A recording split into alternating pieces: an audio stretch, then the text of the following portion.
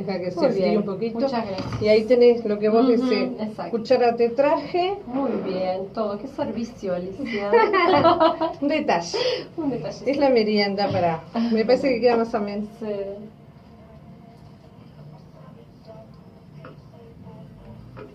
Y si sabremos, si sabremos hacer lo que dice la canción, sacudirnos el polvo y seguir, las mujeres somos así. Y por ello hoy, en homenaje a la mujer, y también en el marco de que hace tan poco se celebró el Día de la Mujer, el programa se trata de invitadas mujeres, como para arrancar este ciclo 2018. Y tengo el gusto de recibir aquí a la licenciada Solange Lacuesta, que es la directora de Panitea, este centro que trabaja con autismo, en el marco de lo que fue ayer el Día Mundial de la Concienciación del Autismo. ¿Qué tal, Solange? Qué gusto. Gracias. ¿Cómo igualmente. estás? Muy bien, muy bien. Bueno, me alegro muchísimo. Bienvenida a abrís este ciclo 2018 de Color Esperanza. Bueno, muchas gracias. Bueno, es un gusto realmente. Y poder hablar de un tema, y yo me dirigí a la audiencia cuando recién comencé el programa, de que hay temas que a veces desconocemos y que tienen la oportunidad con este programa de poder, por lo menos tener una noción de ciertas cosas que a veces las pasamos desapercibidas por desconocer. Y creo que es el momento de aprovechar a escuchar a la licenciada, porque vamos a hablar un poco de autismo. Siempre empezamos diciendo qué es el autismo, o cómo se manifiesta. Así que hacemos por allí una apertura con eso, hablando de cómo se manifiesta, cómo se da cuenta, a qué edad los padres tienen que tener ese cuidado de decir, bueno, consulto bajo esta duda. Ahí está. Bueno, hoy en día hablamos de los trastornos del espectro autista porque el espectro es amplísimo. Entonces todas las personas que están dentro del espectro son diferentes. Cuando, vamos a diagnosticar el trastorno del espectro autista, a veces nos encontramos con niños muy pequeños que ya tienen los criterios diagnósticos, como esto de no mirar, les cuesta imitar o no imitan directamente, la falta de juego simbólico, aislamiento que se da, o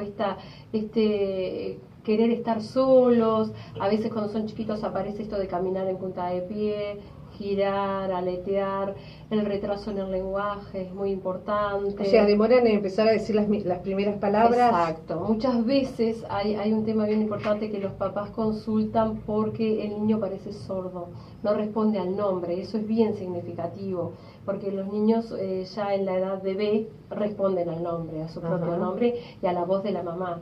Bueno, el niño que está dentro del espectro no atiende a la voz de la mamá. Entonces, por lo general, las primeras consultas se dan para ver si el niño es sordo o no escucha bien, ¿no? Claro. Después tenemos... Esa sería la primera, digamos... Las primeras señales de alarma. Claro. También hay una cuestión bien importante que aparece como a los 9 meses, que es el tema de señalar, ¿no? Señalar para pedir y señalar para mostrar. Nosotros usamos el dedo índice para comunicarnos, digamos. Pero eso es constante. Ellos no usan el dedo índice para comunicarnos. En todos los casos la capacidad es así. De señalamiento no aparece. En todos los casos es así. Tenemos, eso sería, digamos, los criterios dentro de los nenitos que aparecen como más chiquitos para diagnosticar. A veces el diagnóstico es tardío porque dentro, digamos, del área más leve del espectro está lo que la clasificación vieja, digo, porque ya ahora no hablamos más de síndrome de Asperger, que se llama, ahora a todos le llamamos trastorno del espectro autista, pero bueno, los niños con síndrome de Asperger hablan tempranamente. A los 3 años hablan muy bien. ¿Eso es diferente? Es diferente, también están dentro del espectro. Hablan muy bien, tienen un acento que se les llama síndrome del acento extranjero, es como centroamericano, ¿no? Entonces, por ejemplo, en vez de decir, yo qué sé, pelota, dicen balón, en vez de heladera, nevera, ese tipo de cosas. O sea, correctísimo, de alguna manera. Exactamente. Muy correcto, a veces tan correcto que supera el lenguaje habitual de la familia, de los padres. Claro, y eso tiene que llamar un poquito la atención, ¿no? Claro, llama la atención. Además, a veces los mismos papás te dicen, él habla como si viviera mirando tele todo el día y no mira nunca tele.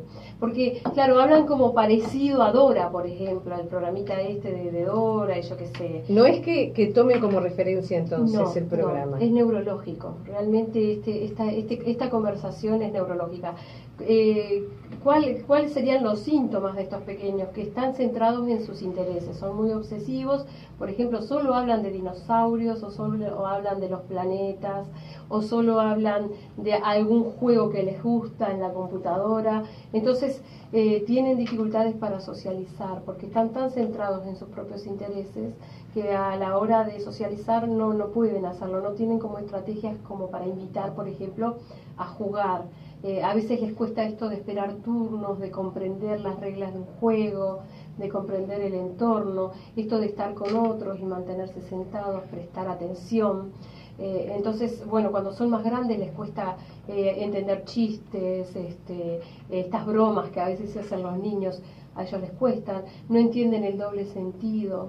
Entonces, todo esto hace que ellos cuando no entienden el doble sentido, se enojan, ¿cuál es la reacción? Claro, ahí se está. enojan, Bien. exactamente. Uh-huh. Al no entender, se enojan. El problema es que esto a veces también lleva, cuando son un poquito más grandes, a ser víctima de bullying, ¿no? Claro.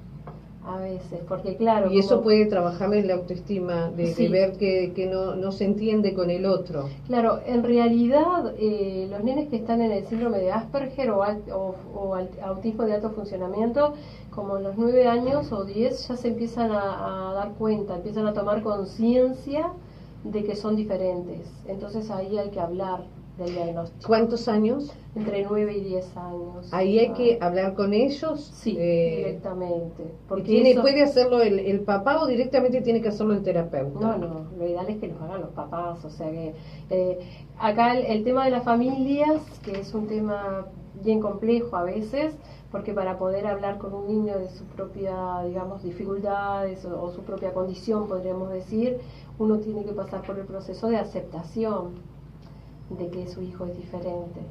Entonces esto a veces duele mucho a las familias, poder enfrentarse a esto de decirle a su propio hijo de que en realidad no es el mundo el que está equivocado, sino que él tiene una condición que le hace ver el mundo de manera diferente. ¿Entiendes? Que claro. Está como dentro del espectro y que por eso no entiende determinadas cosas. Necesitan como muchos apoyos. Los niños que están dentro del síndrome, o sea, tienen síndrome de Asperger, siempre tienen inteligencia normal o superior. El síndrome de Asperger nunca va acompañado de retraso mental, a diferencia del resto, digamos, del trastorno del espectro autista, que puede estar acompañado por discapacidad intelectual. No siempre, pero... Esa pregunta me la hago yo y se la hace mucha gente. Uh-huh. Antes no había una terapia para estos casos, ni sabíamos que era autismo, y de pronto aparece. Pero la gente que ya está, que es adulta, por ejemplo, ¿en qué puede manifestarse que es autista? Bueno, la sintomatología sería la misma, ¿no? La en misma. realidad, si consideramos la parte, digamos, más afectada del autismo, en este caso, al no tener intervención, se configura un retraso mental, ¿no? Bastante profundo, porque claro, quedan como encerrados en su mundo, ¿no? A no ser que las familias hayan podido como intervenir y haber enseñado esto a mirar, a imitar, a comunicarse a través, por ejemplo, de imágenes que usamos hoy en día, que antes no se usaban. Entonces, claro, al no intervenir tempranamente, ese autismo se hace como más severo, digamos, y se configura como un retraso mental. Aparece a veces esta conversación ecolálica, ¿no? De decir palabras que no tienen sentido, frases que no tienen sentido, de, bueno, las estereotipias, le llamamos movimientos de mano, movimientos de pies, esto de querer estar siempre en determinados lugares y que todo tiene que estar en su lugar, el orden estricto, el tema de la estructura, ¿no? De que las cosas tienen que ser como son siempre y todos los días. Por ejemplo, si tengo una carpeta acá con un adorno sobre la carpeta, siempre tiene que ser la misma carpeta y el adorno, entonces es como difícil. En el caso de la gente con síndrome de Asperger, y seguramente capaz que tuvimos algún compañero en la escuela o en el liceo de estas personas súper introvertidas, muy calladas, que no se integraban, que por ahí no les gustaba divertirse ni jugar, muy centrados en en sí mismo, que bueno, en ese caso no se les enseñaban las estrategias para vivir con otros o para estar con otros. Entonces, bueno, personas que les gusta por ahí trabajar en un lugar muy solitario, ¿entiendes? Que tienen pocas habilidades como sociales. ahí está, para sociabilizarse. Claro. Entonces, Bien, me dejas pensando porque es increíble que hasta uno mismo piensa a veces, y no tendré algo de autismo, por decir así, por ciertas tendencias, ¿no? Y que por allí, desde mis épocas, menos que menos, había digamos, por lo menos un chequeo, donde un diagnóstico como ustedes hacen, increíblemente en esa época.